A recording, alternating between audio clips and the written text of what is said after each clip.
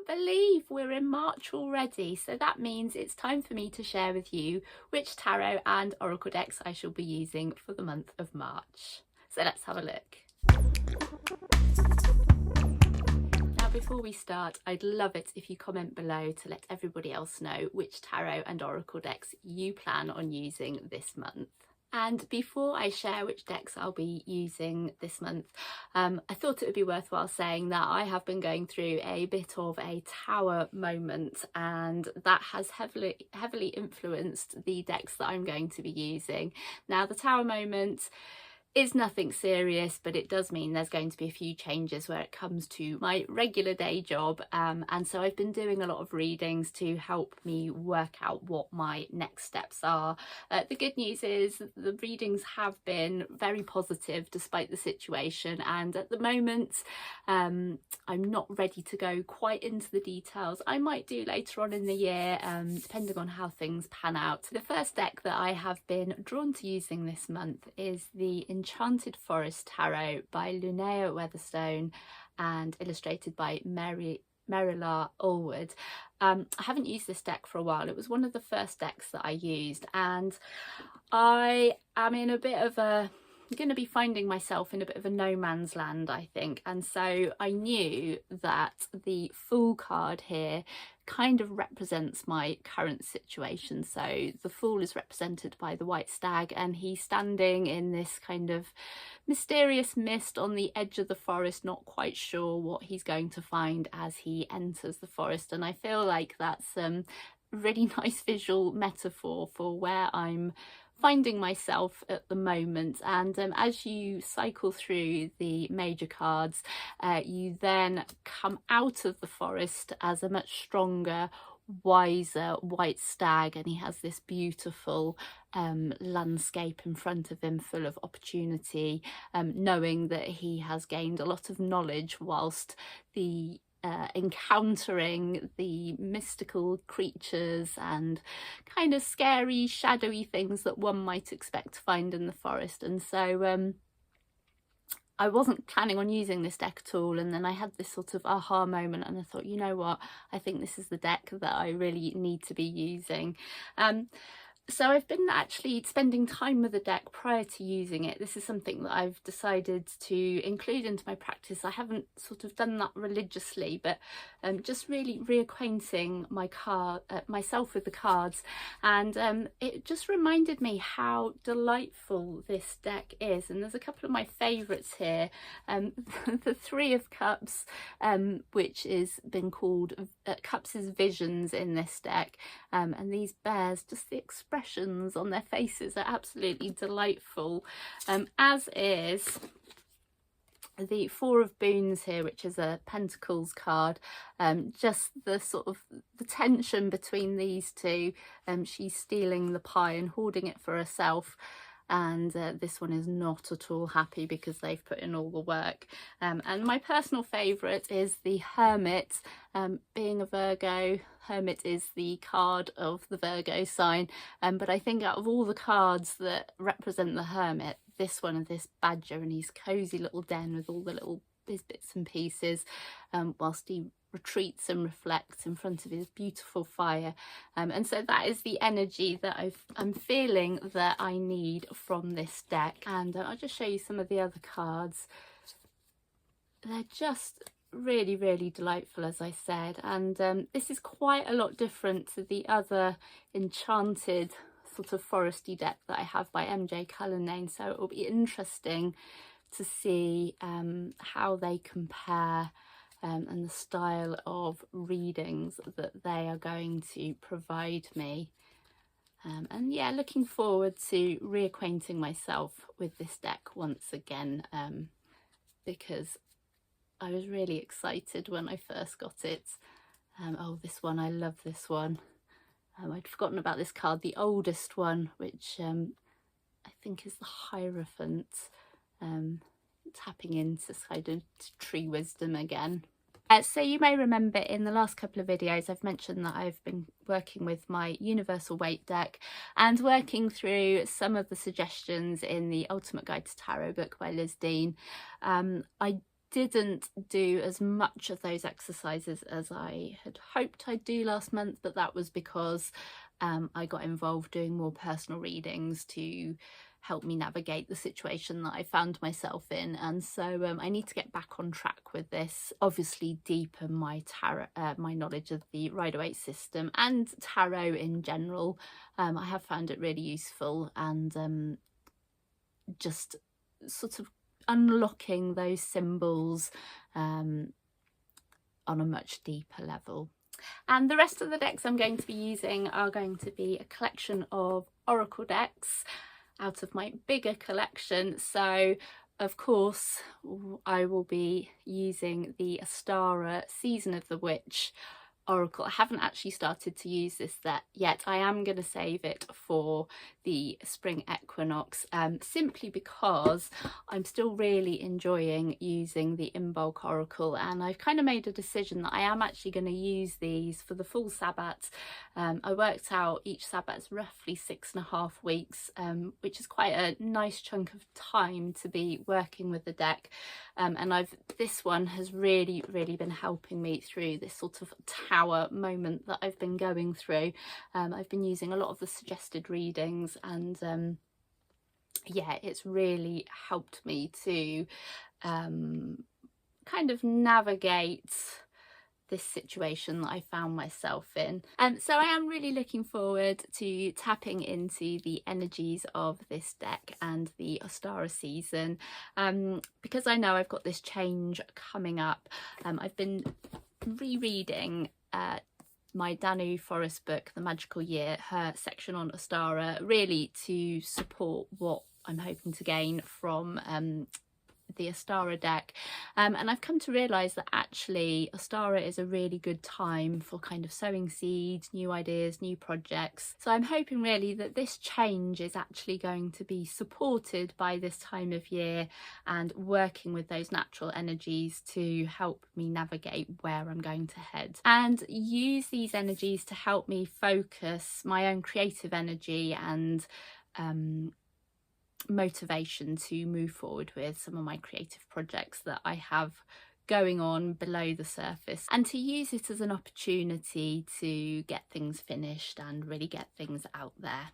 So I do have videos already about these decks, and this one is a full review. This is an unboxing, if you'd like to see some of the images or find out a little bit more about what these decks offer. So to complement my journey through the Enchanted Forest, I have decided to work with my Urban Crow Oracle by MJ Cullinane. Again, this is a deck that I got quite early on, and I haven't worked with it quite as much as I thought I would, but I think I just got a little bit excited by getting more and more decks, and so this one sort of got pushed to the back. This one I feel has really grounding energy from what I remember from when I last used it, and again I've been flipping through this in preparation of using this deck to remind myself of kind of what to expect, and MJ's sort of visual language and how she translates those messages. I feel like kind of crows and ravens, they are messengers, they do carry secrets, and I don't know, I just quite like the idea of pairing this deck up with going through the shadowy unknown forest of the other tarot deck that I've selected to work with. And I feel like this deck, the images and the messages come through very instantly. Some decks you have to work a little bit harder, but I think MJ's been really clever in the way she's created her images, and I also quite like the fact that there's only one keyword on there. Sometimes you can get a little bit distracted when there's several keywords, and I quite like this deck because it is quite kind of dark and moody as well, which will be a bit of a contrast to the sort of the greens and the sort of lot of magical dust in the other deck. I've also been really drawn to working with the Wild Woman Oracle by Cheyenne Zarate. I'm feeling like I sort of need to be tapping in to some feminine powers and archetypes again to help me transition through this tower period that I'm experiencing. And this, I know I've got at least another month or so to work through this time. I did consider using The Rooted Woman by Sharon Blackie, but I think I've mentioned before that's more of a bigger decisions kind of deck for me, whereas I think this one is more daily and weekly guidance. So this deck has different goddesses, but also different sort of seasonal energies that I would say are more typically associated with sort of feminine and femininity. And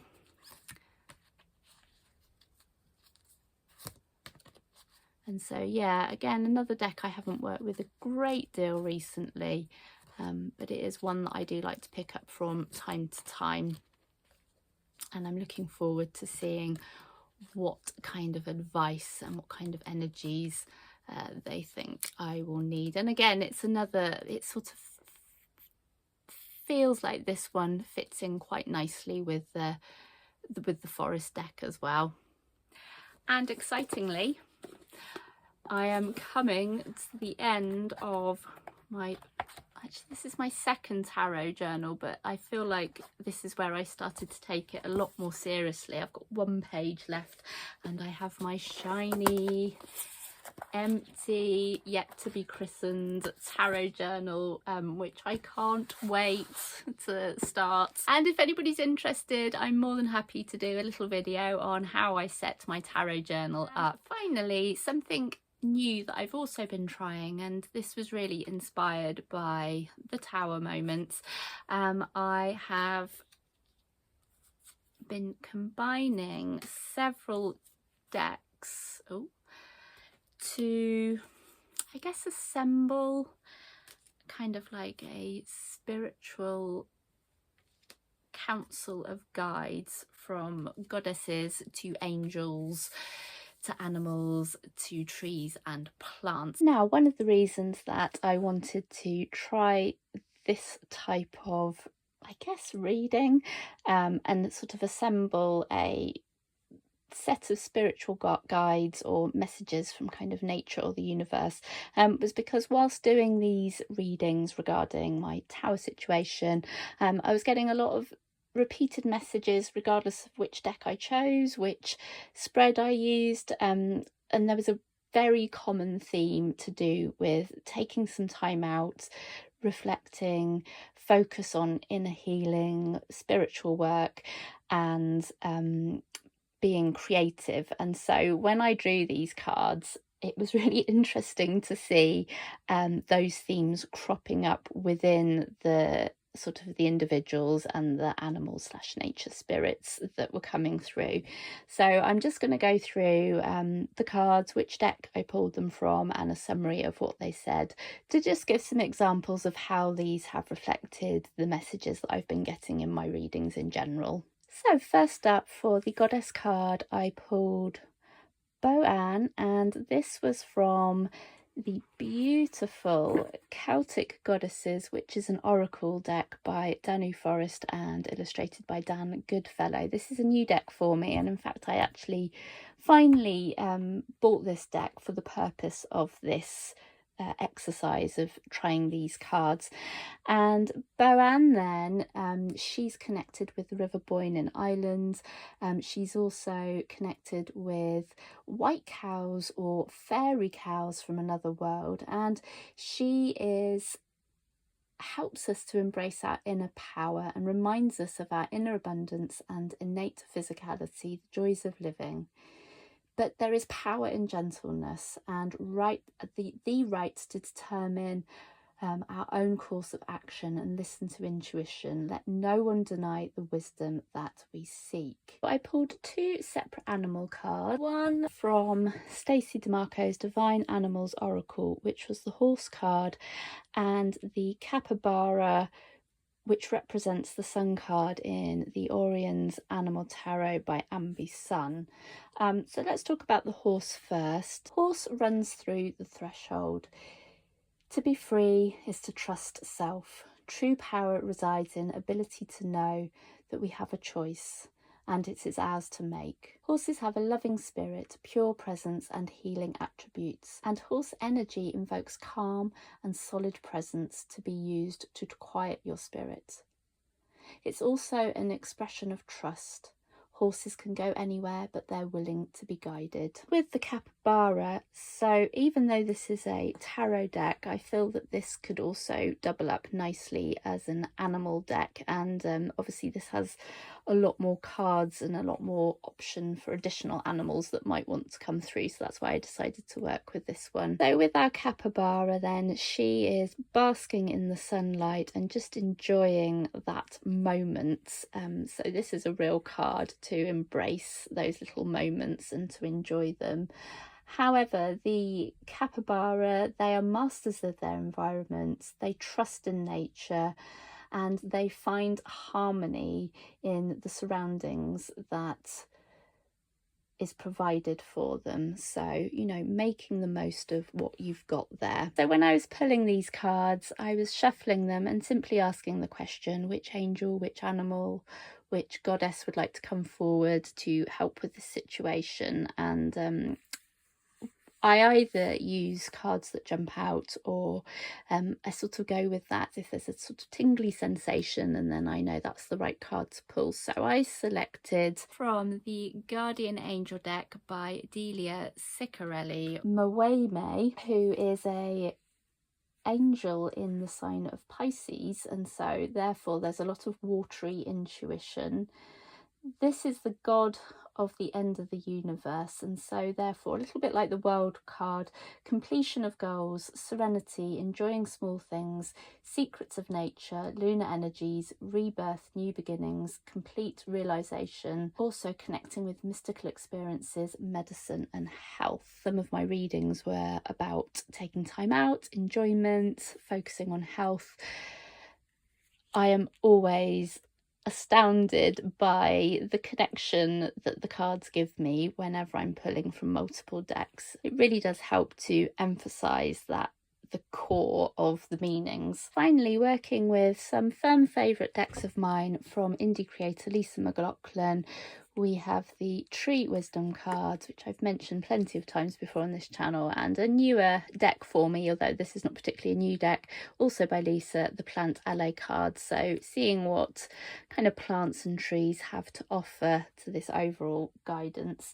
And so from the trees, I received the Harmony card, which is the ginkgo tree, and this is all about how to restore the balance between mind-body connection, paying attention to the activities that I do and undertake, and that idea of reconnecting with the higher self. And from the plants, I had grounded, which is lichen, and this is all about kind of feeling rooted, feeling grounded, feeling the earth and connecting with it, whether that's working with walking in bare feet or just taking a moment to breathe deeply and draw up the earth's energy. This is about patience and steady activities and to just trust in daily activities. To sum up this part then, I think what I really like about this is it offers a holistic approach from different parts of the, say, metaphysical world and nature, different ways of checking in with yourself, but maybe from perspectives that you wouldn't necessarily have gone with if it hadn't been for the cards maybe guiding you or prompting you. And what I plan to do is to make a journal page on each of these cards, and I may even incorporate them together to explore some of the ideas further. So, you know, if you've never tried doing this, I would definitely give it a go. I really love combining different decks together like this to give a fuller picture for the reading. And you know, there's no right or wrong way of doing it, just to sort of be led by your intuition and go with what feels right with you, whether that's which decks to combine or how you want to interpret the meanings together. And I really do feel that it will enrich your reading experience, whether it's tarot decks with tarot decks, oracle decks with oracle decks, or combining tarot and oracle. And you know, you've got nothing to lose by just giving it a go and seeing how it works for you. Thank you for joining me today to check out which oracle and tarot decks I shall be using this month. And no matter what time of year you're in when you watch this video, whether it's March 25 or some other time in the future, I hope that these decks and some of the ideas that I've shared with you today have been inspirational, maybe decks you're not familiar with, or maybe combination of decks that you would like to try. If you did find it helpful, I would love it if you gave it a cheeky like, and if you enjoy tarot and oracle deck related content, then do consider subscribing to my channel. It really does mean a lot, and it's nice to connect with fellow tarot and oracle deck enthusiasts. I'm Sally, and this is my channel, Vaudeville Manor House of Art and Tarot, and until the next time, here are a couple of other videos you may like to watch, and I'll see you very soon. Bye bye.